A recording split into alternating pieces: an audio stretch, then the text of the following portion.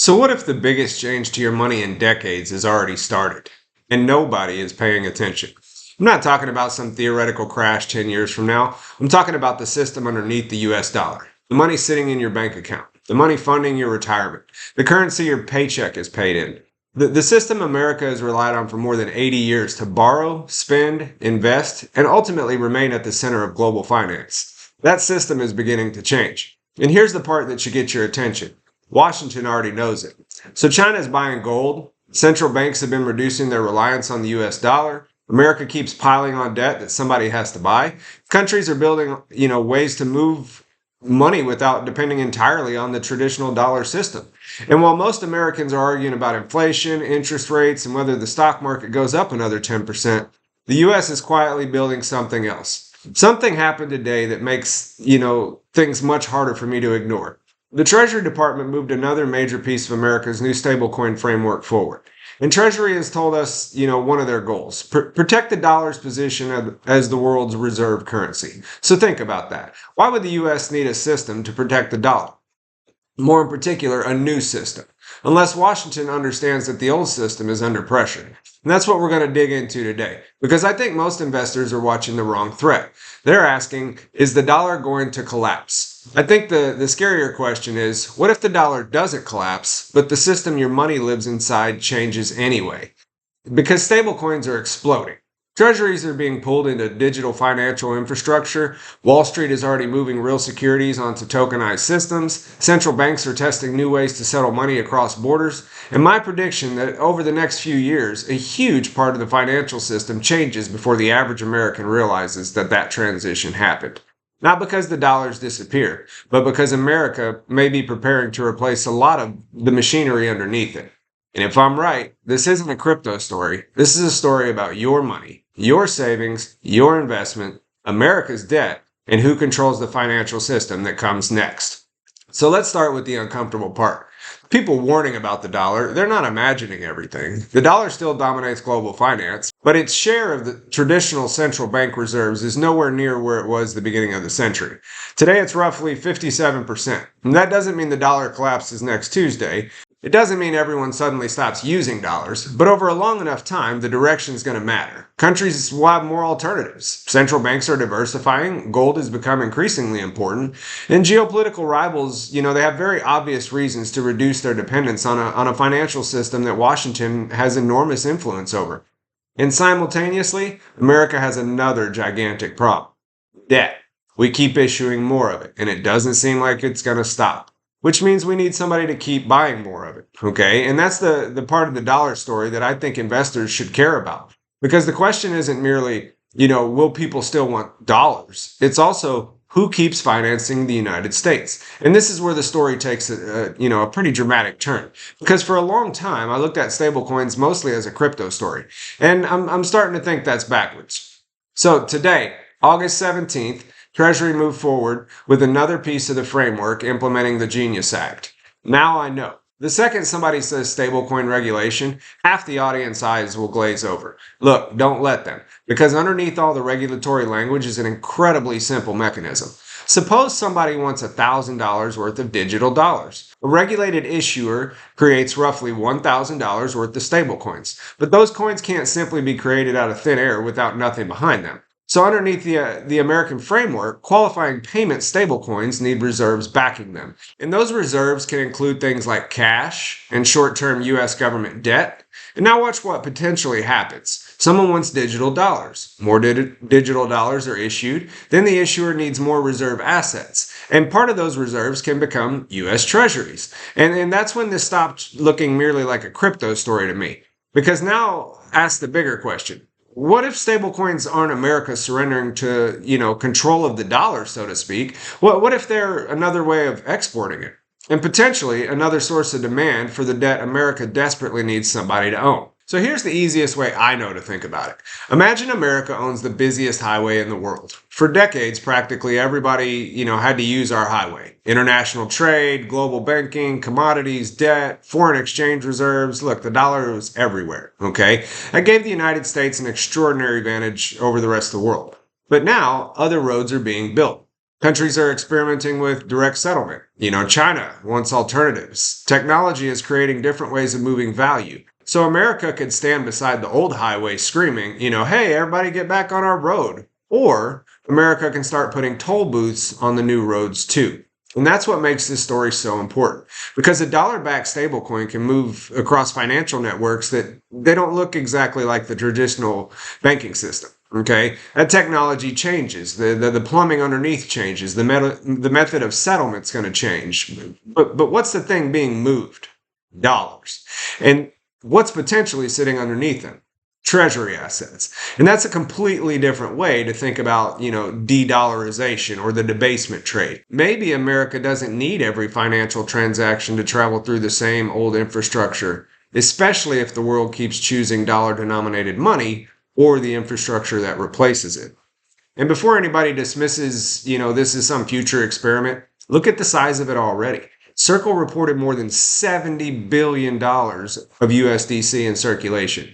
Tether's USDT is dramatically larger, okay? Put the two biggest dollar stablecoins together and you're already talking about roughly $250 billion. Today, not some project for 2040, today.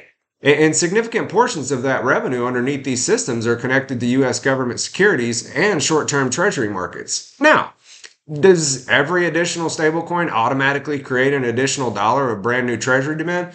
No.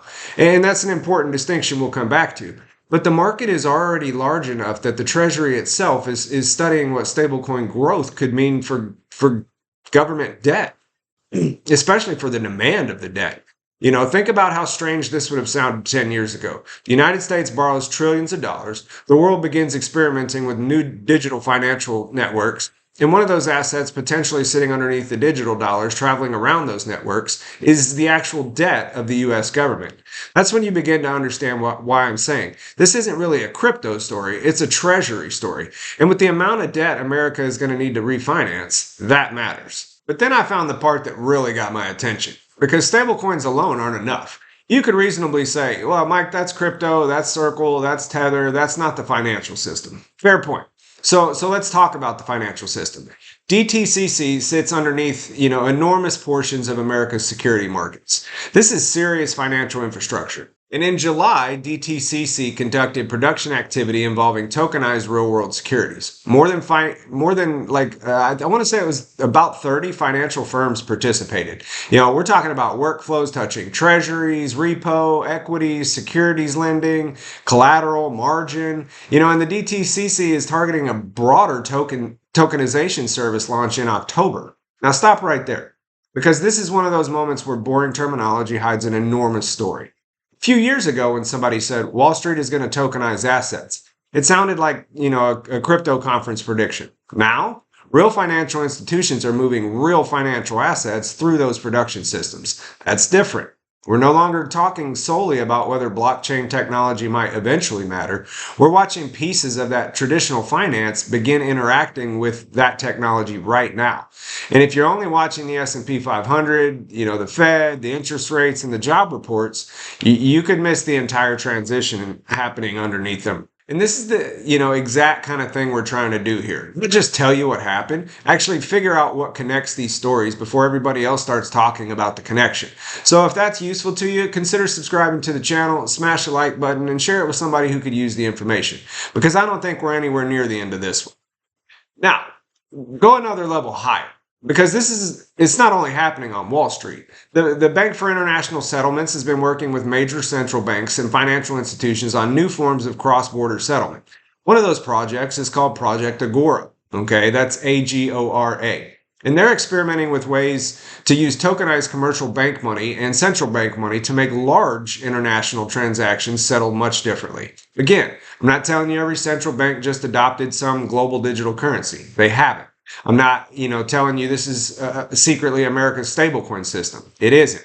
The important point is much simpler.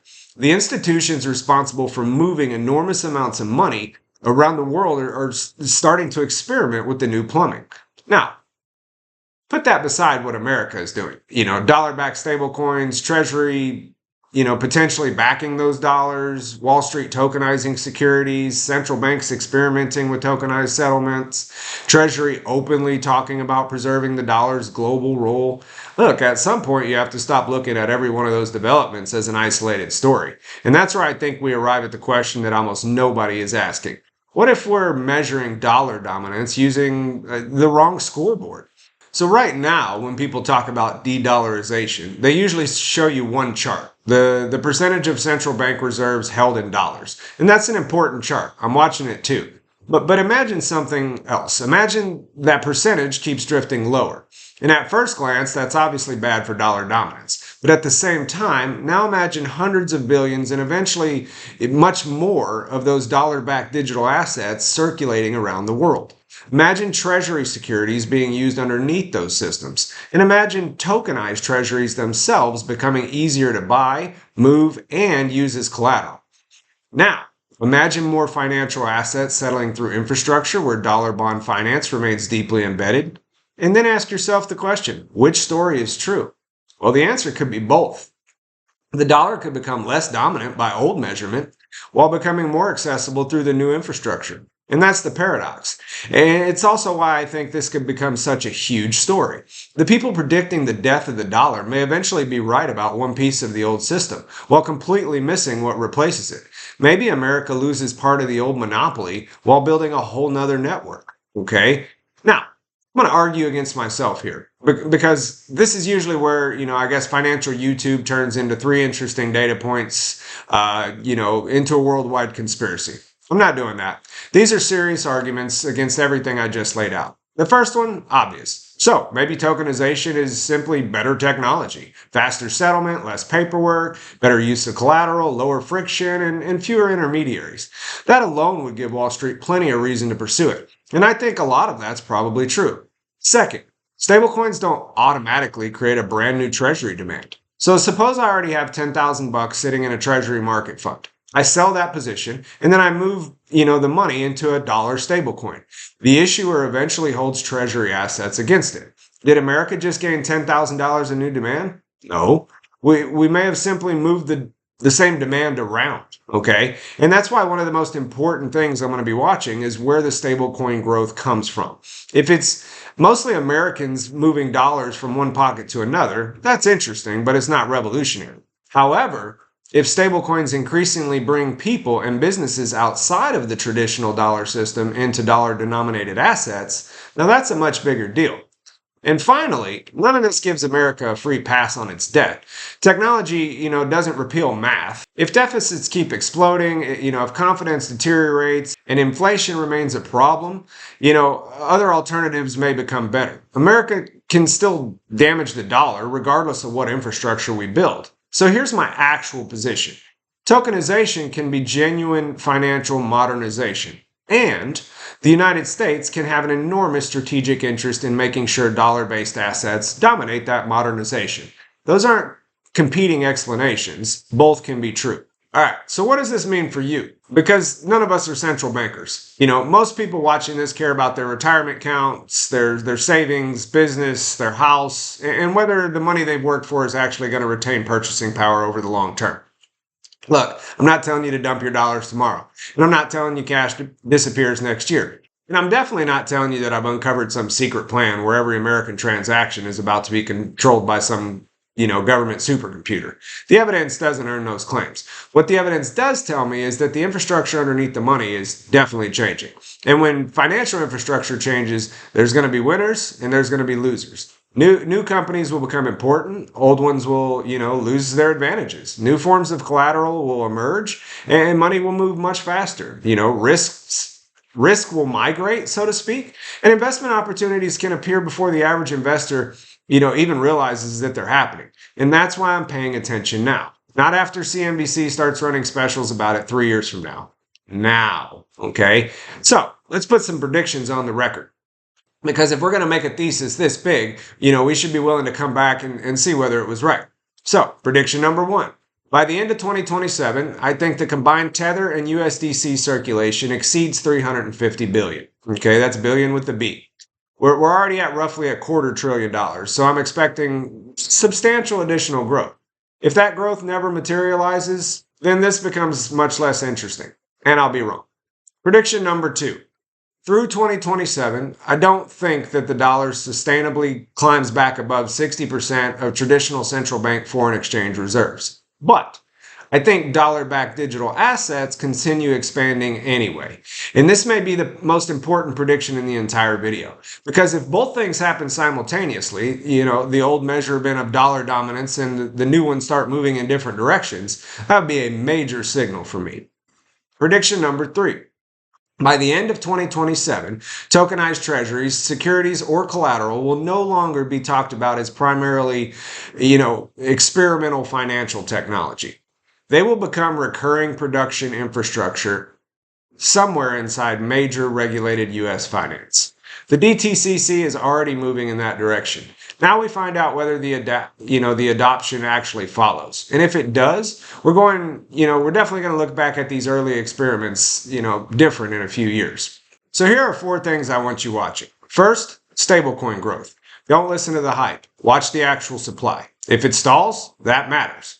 Second, watch what's backing those stablecoins. Treasuries, repo, cash, where the reserves actually go. Because that's where this story potentially connects, directly to America's financing needs. Third, watch what happens after DTCC's October rollout. Do firms actually use this? Or does Wall Street declare victory, issue a press release, and then everybody forgets about it?